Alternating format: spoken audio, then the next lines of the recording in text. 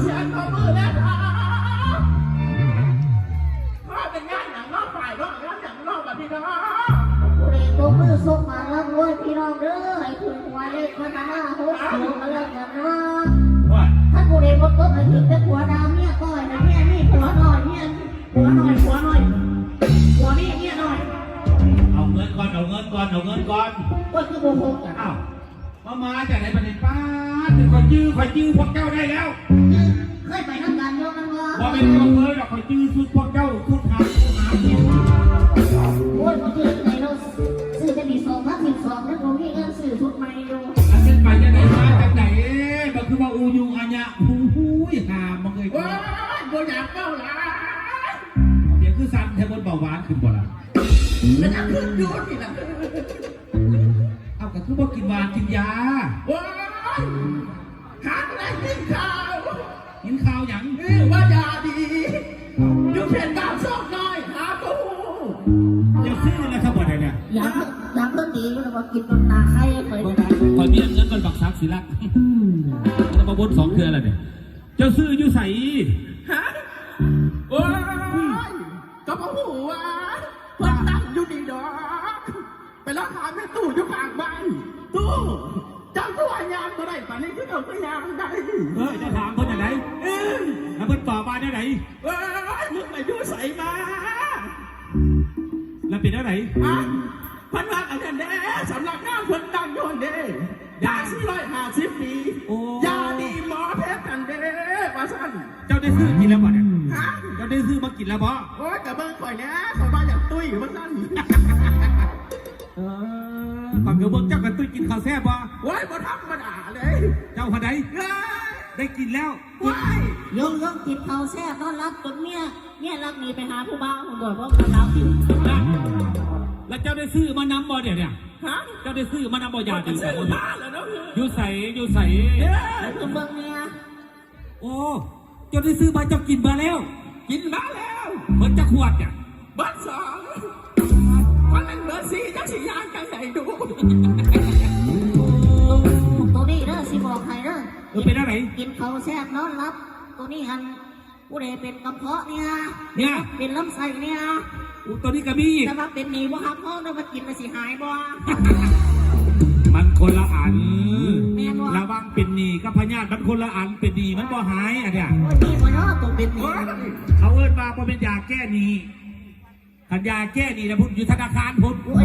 อันนี้มันยาแก้พญาติพุ่น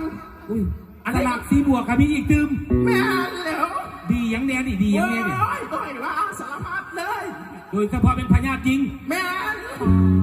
ตุ๊ข่อยบ่อยากเป้าหลายเป็นยังข่อยไปเมื่อวานนี่ไปยังแต่ท่าแต่ท่ายังก่อนทั้ง400 กี่ปีพวกนั้นเพื่อนว่าถ้าไปกินยากาหมอเพชรเต้อาจารย์แม่เยอะเอามือป้อนของซื้อได้มีกินนะกันยังว่าแสดงว่าเจ้าได้สัมผัสมาแล้วสรรพคุณยาดีหรือโดยเฉพาะเป็นพญาติยิงอันนี้เป็นเรื่องจริงพี่น้องขอเบ้าถามว่ามันมีปัญหาในนี้ละไม่เท่านี้เพิ่นกันกินละสมมุติว่าผู้ข่าอยู่เงินอันนี้เรื่องจริงนะเรื่องจริงเนาะแม่นี่ก็เคยกินทุกครั้งมีมาตัวเรื่องมาผู้ข่านี่แหละมันออกลูกพลักกรรมบ่ได้รับออกเลยอันนี้เริ่มว่าเอาไปผสมเข้าให้กินดีแท้แน่นอนเลยรถบัสไอ้เจ้าเสือมันอันนี้เป็นเรื่องจริงเนอะยังไอ้ทางเรียกยังมาแล้วนะยังนี่สมุนอาศัยโอ้ยอันนี้ของแท้เด้อกาบอแท้มันก็สมุนอาศัยอีกหัวข้าหัวลงเนี่ยเสียเป็น100เนี่ย100เป็นพันคุณว่าสิเป็นเนี่ยมันให้ใส่แต่เป็นโฆษณาเจ้าไส้มาแล้วเอาสักข้อขอติถามเอาอีกมาเลยมันจะไส้มาแล้วเบียนคือว่าคิ้วคือเป็นแล้วนี่ผมบอกแล้วว่าจะเป็นหลงปอกมือพอไหมอันนี้นะมากสุดส่วนที่ว่าดีที่สุดในประเทศเราคิว2 มิติบ้าอนุญาต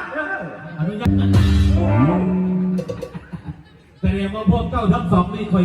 เฮ้ยเป็นประจำตอนพรสักซ่องแสงไปแสดงอยู่หอยคุ้มค่ำเป็นพวกเจ้านี้เป็นบ่เนี่ยคอยเป็นใครคอยไม่ได้ไปคอยพูดได้เป็นยังว่าคือพวกเจ้าขึ้นไปเอาจ้างดิ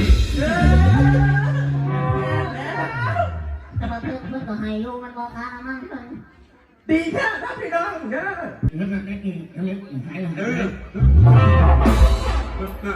นเป็นพันนะ เขาพูดแล้วเขาพูดจักกับพวกที่ว่าเพดานโบนี่แหละเพราะว่าคนปากแบงกินแล้วเสาบ้องนะสัตว์ คนปากแดงเรื่องทำมัน มันทำไมยิ้ม ไม่ทำว่าอย่างอันเนี้ยแล้วของเพื่อนอีนั่นทุกอย่างนะ เพราะว่าตัวนี้เจ้าปิดมัตตาเกิดบอกเขาเมาเนี่ย แล้วไอ้พวกนึง เขาแก่ตาถั่วเป็นอีหลีเลยแม่ โอ้ยไม่ใช่นะเนาะพี่น้อง เดี๋ยวนี้พวกเจ้าทั้งสองนี่มาจังไหนไปยังไงมาจังไหน ว้า ไอ้ยกมือในงานเถอะ ที่แรกก็มาสิบ่ได้มาเนาะ เป็นยัง ว่าได้ยินข่าวว่าอยากเจอตัวจริงแน่ว่าจัน ตัวจริงใคร นะ ตัวจริง โอ้ ใคร ยพาหมอเพชรบอกว่าอยากเจอได้น้องเลยอยากเจอได้ แต่มามือนี่เป็นตัวไปเป็นตัวแทนจำนายเพื่อ ไม่ น ได้มาเลย อยากขายลูกยากระไดทำหน้าขายเป็นแนวอื่น นี่ค มื อย อ ที่ นี่ แนะ ขาย นำ ลู เด้ ก อ มือเนาะ เอ้ย คอยที่บอกคอยเป็นตัวแทนจำนายยาพึ่งเมืองลาวกาหมอเพชรประจำแขวงเยี่ยงจันทร์อยู่ทางสาขาบ้านเกิน เอ้ย นี่ดีที่สุดเลยเพราะว่าทั้งพี่ทั้งน้องเขาใส่บริการบริขาดเลยล่ะ จับปีพอดีนะกินสองตุ๊กเสียดีไซน์กับพวกพี่ เนี่ยตุ้ย เดี๋ยวนี้คอยเป็นห่วงนะพวกเจ้าสิ่งหนึ่ง มา พวกเจ้าบ่ใส่เกิด เจ้าโง่เพราะว่าห้านดงนมมีตะปูมันหลายสมมติว่าพวกเจ้าเหยียบตะปูได้ไปหาพี่ชอบ ว่าอยู่บ้านพวกดีๆ มา มา สิ เนี่ย ยากนะด็อกเตอร์เพื่อนกับยูนี่ เขาเอาพวกดีๆมาเนี่ย มันต้องแต่เมาถึงบริทั้งอาจารย์ทั้งเบิร์นบริผู้จัดการใหญ่ได้แต่วงนมดิ เข้าใจป่ะ อนุญาตนะหัวหน้าเด้อ มือนี้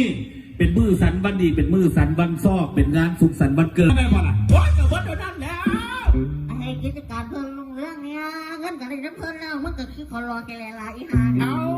ไปกูว่าสิอวยพรให้โจทย์ยุบวันไหนครั้งนึงกูอวยพรครั้งหนึ่งตัว โอ้ยพอดเมื่อก่อนให้เพิ่นเห็นก่อนการแสดงมันดีสำดา แสดงว่าได้50,000ที่อุ่นพอดเครื่องหนึ่ง ว้าย ถาว่าได้แสน น้ำแม่ใหญ่เท่าไหร่วะกระจังซ้ำละมา โอ้ยอีหา คืองานจะดีเด้อ อยู่ดีมีแรงสุขภาพเข้มแข็งเดินทางไปทางไหนขอให้รอดปลอดภัยแต่ว่าผู้บ่ให้รักษาตัวเอง มันกะว่าบ่ได้อันนี้น่ะ ว้าย เข้าใจป่ะ แสดง นี่ ว่า เราผู้จัดการคืออะไรเนี่ยทักเกตบันดีคนงาม